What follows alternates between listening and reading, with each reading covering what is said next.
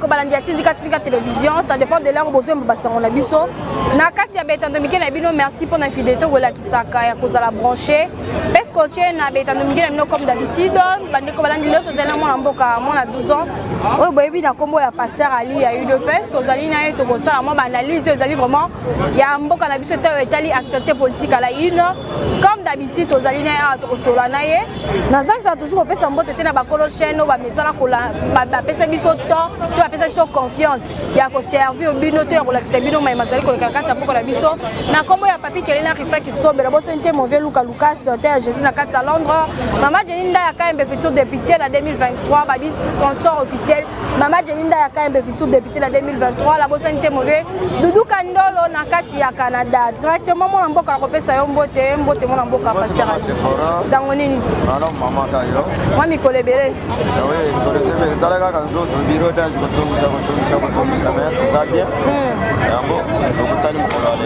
Tomoni tokota directement na mama solo na biso tomoni le sénateur à vie Joseph Kabila basili ko bengisa na justice basili ko bengisa na cour militaire kuna pour qu'il se présenter to éviter intervention na ezali nini par rapport ya bo bengisi na ende ma bengisi. Oui, Kabila est ancien président. Oyo asali 18 ans na mboko mais asali mabe makashi. Yango bantu bazayo koloba ke ola muto asali mabe fo babengisa yena no basambisa imaneti mabe nini asali ya yambo continue na kupesa balande mwana dusa bakote bele oyo balenga biso na tinga lukula mama Katimbi mama na Rachel na Canada mama Marisha Lukengo na Belgique et papa Apotre Jean-Pierre Bolongo pe na Belgique bakote bele Joseph Kabila bauti kotanga ye kombo na ye na liwa ya Robert Chebeya na témoin ya suka oya bengami na kombo ya Paul Milam yango batu lobi kutu batangi ezala bakoseli ezala eza ya solo il faut justice benga ye toyoka ye na miski za so beza tuta yango merkedi eza liboso awa etindo epesami babengi mwana mboka Joseph Kabila akende ko se présenter na cour ya bamilitaire parce que aza militaire ope baboma chebe baza bamilitaire toyeba nini ezoleka na liwa ya forêt de Chebeya yango tozozela merkedi toyeba nini ezoleka wana likambo ezotala Joseph Kabila tolobaki ke mboka ezali mibeko mboka nyonso ezala na mibeko na koloba te yozwa mboka otya na moto okoma kotambola na ngulu ekoma ya yo okoma sekuseku bie okoma yo Yesu bie yo Nzambe mpo tomona mpe Yesu akufa atika mpe mokili yango Maria matalo olepa ya papa na ye me atika mokili yango mpe Kabila amonaki neti akotika mokili te sala boye eboma boye bato ye aza koboma baza bato bazobosanaki baza bato amonakula baza banyama banda shebe ya kufa 12 ans yango tozozela biso nyonso toyoka nini Joseph Kabila akoloba na justice babengisi recrédit voilà mboka tosola mpe makambo etali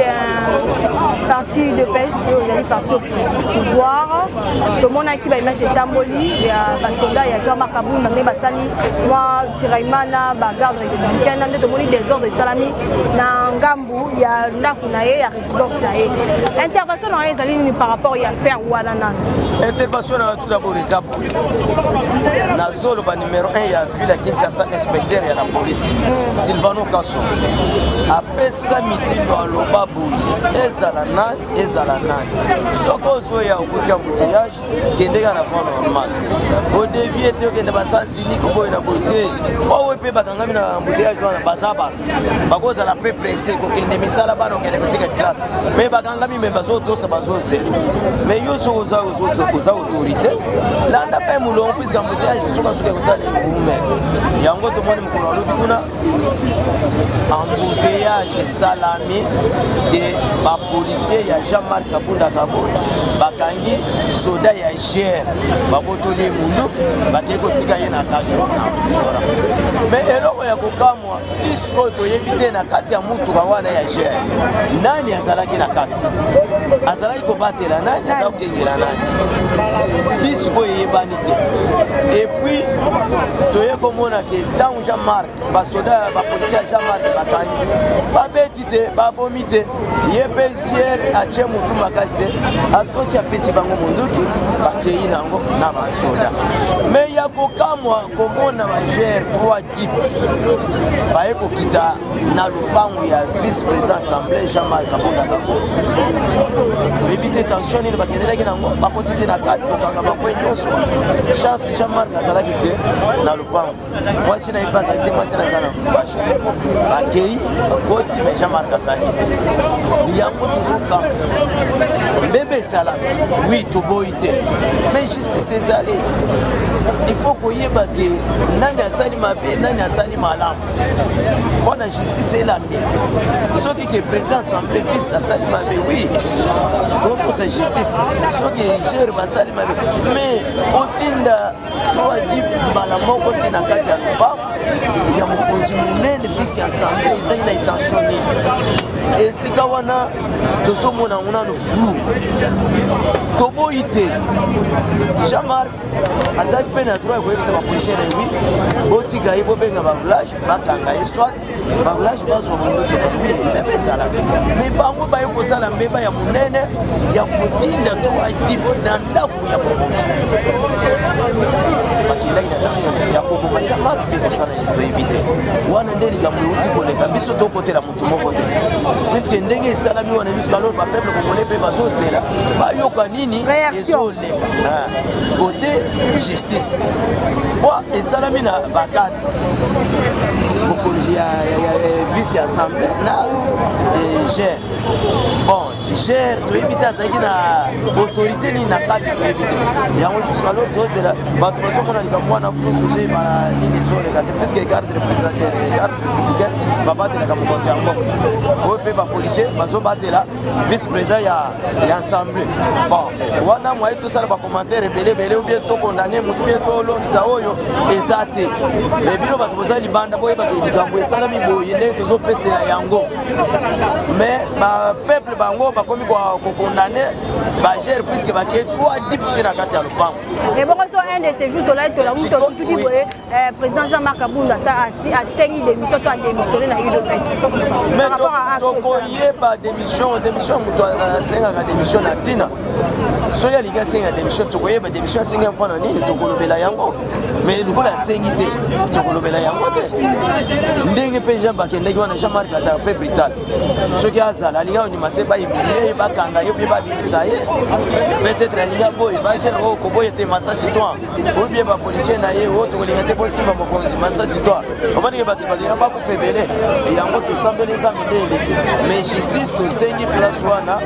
justice esala na mosala na yango po toyeba nini ezoleka place wana clair eza place wana te mwa molili flou eza place wana toyeba nini ezoleka place wana mwana mboka na biso tozali koavance tokomi na 2022 kala mingi te tozokoma na 2023 intervention na yo ezali nini par rapport ya makamnyasi ezali koleka na kati ya mboka na biso ezali kolobama ete ezali deja kolakisa échec ya chef de l'état tata ekolo Félix Antoine Tshisekedi parce que de l'autre côté so totali baministre mosusu to mpe baconseiller na ye bazali koyede chef de l'état te donc bilan na ye bamisusu ozo ezali deja négatif par rapport aussi ya bapropos oyo abimisaki ya mboka esi ebeba eloko oyo eza oloba na minute oyo nachema na bato basu confiance na baconseiller wana puisque bayibi moko omonike mbutu moto eutika omoni biso mwana duza na lobaka verité soki lumbalumba basimbi yango te ekobima solo te cilwa peni bobuka bayebacilenga toka cele cimoka mokuya to c'est-à-dire ntango basimbi yango ebe estce ntango tosala baémission tolobele likambo ya baconseiller mais lelo baconseiller bakie koyiba bilongo bilomba wana bakoki koyiba mbongo sikoyo tokobomba ndenge nini il faut tolobela bato oyo bayi libanda oyo bazali bisika misusu bazwaka batelevizio te bazwaka biso na baémission nalobi bien en général badiaspora basungi mokonzi ya mboka te oyo bazali awo basungi mokonzi ya mboka te koyiba na koyiba yo kasi kolingi motuna yo otuni mokonzi ya mboka alobi bien alobi oyo eza moma ya koyiba te puiske mboka oyo ekufa na yango kala toza na susi ya kobongisa mboka eloko mpe ya koyiba eza te me mboka ekufa kala bango bazwili yango mabe nete likambo mokonzi ya mboka alobaki ke baluba masha mumeno utwila makwa kumina makwa c'est-à-dire quoi baluba baza makila minu sozoki na minu mosusu omeli makila mosusu okwaki ya mabe te kabila mpe alobaka banduku yango neti na mboka ya président Félix lingala meme ya kende yaka ezalaka te nete tata mokolo wana akoyeba lingala wana et puis président Félix aza français te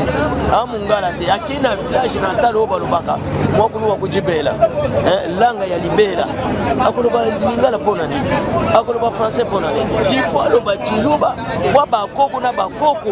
ya village na ye bayoka monoko wana bien bayebi lingala te mabe eza wana so olobi ke mboko ekufa nango kaka c'est-à-dire eloko ya koyiba eza te oyo tobongisa mboko neti ekufa kala to analyse miba ekufa kala Jekamine ekufa kala Onatra ekufa kala SNCZ ekufa kala et même nani RTNC ekufa nangala to aéroport RVA ekufa nango kala ce président lobi ke mboko ekufa kala c'est-à-dire alobi ke mboko ekufi nazangi moyen kobongisa ezali ke mboko ekufa kala to luka moyen ya kobongisa yango mabe ya lubiza wana mabe ya lubiza wana vraiment mais moi mboka to si komona directement Jean-Marc Kabunda to yo ki source moka asuko komel biso awa ki asili ko démissionner na poste na premier vice premier ministre ya Assemblée nationale intervention na ezali ni to moni source mo komel biso awa ya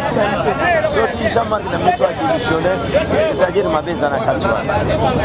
puisque batreberi Joseph Kabila alinga Jean-Marc Moïse Katumbi alinga Jean-Marc entourage pour la Kabila nyonso te balinga ba batindi ye mta démissionné bango bako intimider yete peut-être moko moni mbeba tala na ndemba bakei ko kota na ndako wana c'est-à-dire moni mabe soki alinga démissionné mabe zali puisque place on a poste à munene ako démissionné pamba c'est que mbebe zali likambo eza wana ozomona bango bamonaka oli bamonaka ke batake Félix batake na Jean-Marc Kabunda bango bazomona Jean-Marc Kabunda nde asimbi Félix liti nyonso ozomona babusaka Jean-Marc Kabunda Moïse ye bandaka na Jean-Marc Kabila o Joseph o otiko kendo alinga Jean-Marc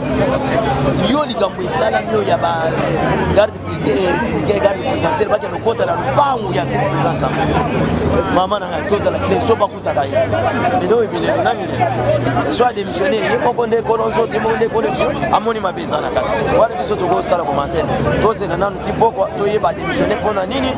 to ye ba zo démissionné pona nini mabe utiwa ou bien akimini ou bien monini c'est comme ça puisque mutongo démissionné pamba dossier matata pona na mboka to suki wa petit siko to mona kati to yoka bukanga lonzo bakangi ye ba bengisi ye ebo ti siko yo to ye ba susu mais wana zali ka moita la justice pardon les zo zera ba pera zo justice biso ba pandisa to lobi pe to lemi yango pe tata mo ze ko la lobi mboko e kufakala bato mwene ta lobi mabe akokali susu justice ambo la biso pe zango ya rolala il faut tout le vérité tout chema na mon côté justice c'est là justice musala nda yo yibi justice musala nda et comment ya bakanga ba peut-être kamera bakanga papa bakanga ba libérer yeah toujours que sur justice ata iloko mo état de droit ba ko police ko yo mwana mboka Jean-Marc Kabunda ngoma moya pour commenter place on est justice ya kula il faut président la auto polele ata la mboka so atali mboka malamu te to éviter toujours que des puisque moni guerre bandi social et bandi sous ma casse bitu me bandi sous ma casse comme ya vira ya fara siko moyen to bomba ou bien to sala mabe ou bien to kosa les atte guerre comme sous ma casse au moni nde ya attaquer Jean-Marc et c'est que il va cher Jean-Marc les ana eloko moko agenda caché sana katwa les ana eloko moko e bombani na kati na likambo ya Jean-Marc na ibajerwa les ana eloko moko e bombani eza pamba moi en bas on comment la soupe émission la biso état de siège ti siko to mona ezali toujours on s'est prolongé na ngambu ya est to pe na ngambu ya mboka d'ailleurs aki ya mboka la biso intervention na ezali intervention na ezali état de siège esala na mosala mais bande kuna biso ya kuna les résultats bango nde bazosala ka biloko ya koteka net bauti kokanga ba rebelle wana na teni ya FARDC bateka bateni trafic na bango basalaka yango wana iloko balelaka yango wana nde ozomona guerre wana ikoni sikoyo ya ba civil ka nde wana kosoma bateni kotekela kanga ba rebelle wana mais guerre ndenge ezakali koso ezali susu fidèle tondo ko mera ko mala suka émission la biso mona mboka pasteur ani to ko tozo mwa mot de la fin message ko pesa na bande ko baso terre Rolanda yo na numéro na yo na bambote na pour que to message na ngai suka ba ebuzali panda bona na passer ali mona 12 ans to senga mokonzi mboka atombole lungi ko bisuma be etumbe ko bisuma be ko masiti tant yo ko bato baso tima bakende libanda ya mboka tango biso tolo bozo bisuma be bato baso tima libanda bituma ya mwezi Jean-Marc Kabunda Rabo tozo comprendre te bituma ya mwezi na date présidentielle tozo comprendre te il faut tata mokonzi ya école atombola ilongi atala liboso atombola ilongi atala nini ezoya po ezali eza normal que Jean-Marc Kabunda démissionné démissionné pe na parti c'est eza normal ozo démissionné na parti tomoni nete bafiti makambo etamboli place wana ya mabe makasi yo ondimi ke président ya parti mpula Jean-Marc a démissionné vice assemblée a démissionné c'est-à-dire eza na eloko eza wana baconseiller oyo l'élite ya mwana tolo bavérité po likambo etelemi bilomba ngoyika sange na Jean-Marc azokotela ngoyika sange bilomba alobi kokotela ngoyika sange ngoyika sange aboma mboka ya bushima ekala ndeni azokotela bitumba ebandi wana pas même une semaine Jean-Marc kuna mbebe kwei pas même 2 jours Jean-Marc azo démissionné a démissionné boy na boy ozomona ke bitumba sikoyi ne bato ya PPRD bato ya lamuka balobi tokosala tout boko dirige te il faut tata mokonzi ya ekole lamuka atombola moto la partie na bino divisé pour régner bango bazana mbongo bazana biloko nyonso tu oyebi ndenge nini mbongo etikaka likambo na tembe te yango tosenga tata mokonzi ya ekole atala likambo oyo mayele malamu azwa mayele atala etikali mbula moko watokoma na 2023 nini ezosala sepasera mwana 12 ans eza mbula suka te me mbula suka watokoma na 2023 toke na makolo me nini mbutu ezokuta wana bande ya zwi bukonzi kimi eza te makambo na makambo tolobaki bato oyo ebele bayina nyosake nyonso mona babushapu balambert mende bachala mwana bili apel bakoko nyanyi bakoika sanje baoyo nani Moïse Katumbi baoyo nani bato bayebele baya na nyosake mama na ba Adolphe Lumanga bayebele oto yeko ya makonzi ya mboka yango tala mutu siko ya biso ndeko numéro na yo poto chite vraiment na émission la biso 143 9 91 30 87 37 mama Katindu na Canada mama na Rachel mama Marie-Jeanne Lutengo papa apôtre Bolongo awa mabe kote tomona clarté mutu ya makasi Jean-Marc na bagere moi j'appelle doso yeba teni nizole c'est passé la ligne mona 12 ans et quand le baka kotia Kabila na mboko oyo Kabila kozala na mboko oyo présence ya Kabila na mboko oyo yo sala bien Kaleva banda kimi nani numbi akiba bato ebele clair ezate na ba nani Azaria Sombe Chigota la makambo zo sala mana c'est passé la ligne mona 12 ans plus de 143 merci fidèle internaute vraiment de comme la souka émission la biso merci à Rosa la branché parce que tu n'as pas tinga télévision merci na Mac Zadio merci na chaque fois ça toujours na sima caméra quand on va vraiment te montrer les amis koya bye bye à la prochaine vidéo.